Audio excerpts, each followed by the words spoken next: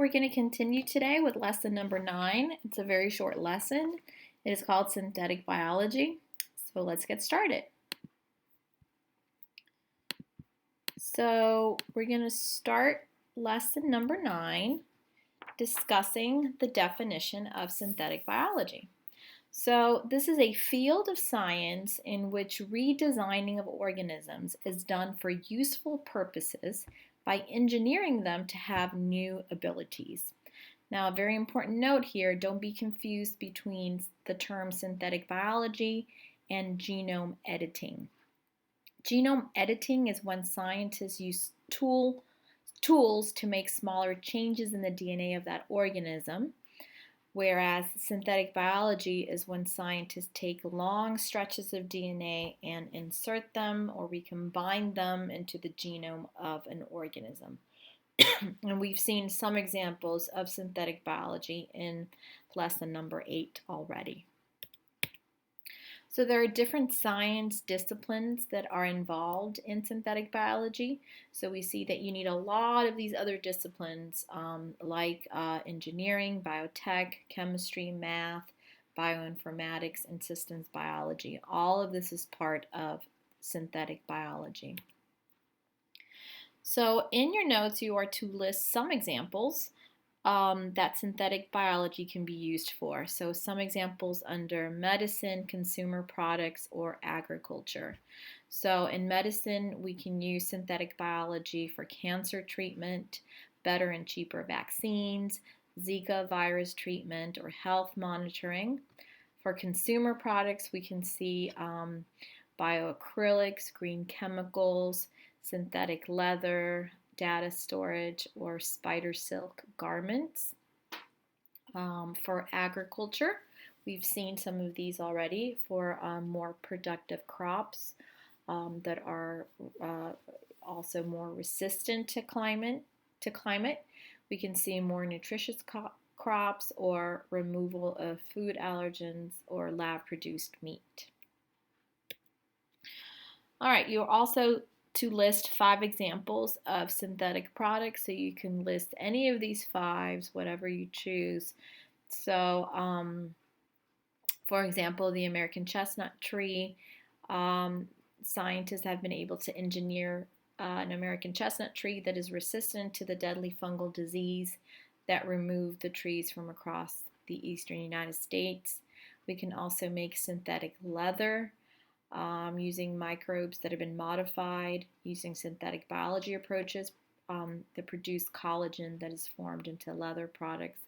Or there's also synthetic meat, maybe something that you haven't thought about, but this is where you take a yeast and you alter it and you produce large quantities of heme, which is one of the key components for making lab-produced beef taste like real beef. There's also synthetic medicine that you can use to engineer immune cells to treat blood cancer, skincare and cosmetics, soaps, technical fibers, and fuels. So here you see a whole bunch of examples of synthetic products. Now, there are a lot of different potential applications to using this synthetic products and using synthetic biology. So let's think of it in terms of conservation. So how can we use synthetic biology in a way to conserve our environment? So notice here that there are some applications that are intended for conservation benefits. There are other applications that are not intended for conservation benefits, but both of them combined have an impact on multiple scales on our biodiversity. So one way or another, these different applications can affect our conservation efforts in a positive way. So some of these examples that are intended for conservation benefits is, for example, to reduce threat or mitigation. An example is to eradicate invasive rodents that cause extinction of other species on island ecosystems, or to increase resistance. So this is a way that organisms can adapt. So for example, modify the genes of corals to increase resistance towards warming oceans. There are other applications, as you see here, for example, pest control to reduce number of mosquitoes that carry malaria, or product replacement, reduce impacts of meat production. So all of this is going to have an impact on the biodiversity, the genes, the species, and our ecosystems. So since we know that synthetic biology, since we know the applications can affect conservation, then what are some of the pros and some of the cons related to synthetic biology and the use of these synthetic products? So here we see that there are examples of the anticipated costs and benefits of conservation applications of synthetic biology. So some of the negatives or cons are ecological effects.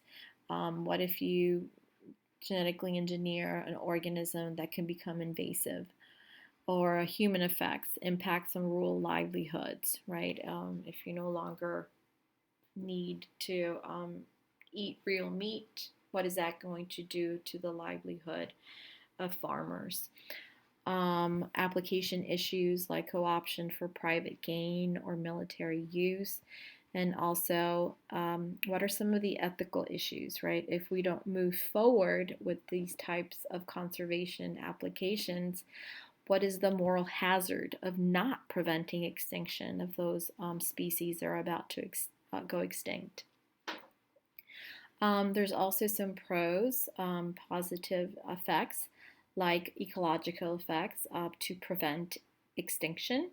There can also be a positive side for the human effects. We can create new collaborations and new jobs. The application issues are to address intractable conservation issues, and the ethical issues that you would, through the application of these synthetic products, you would be reversing some of the conservation loss that has already occurred. So like I said, this was a very short lesson, so that's it for today.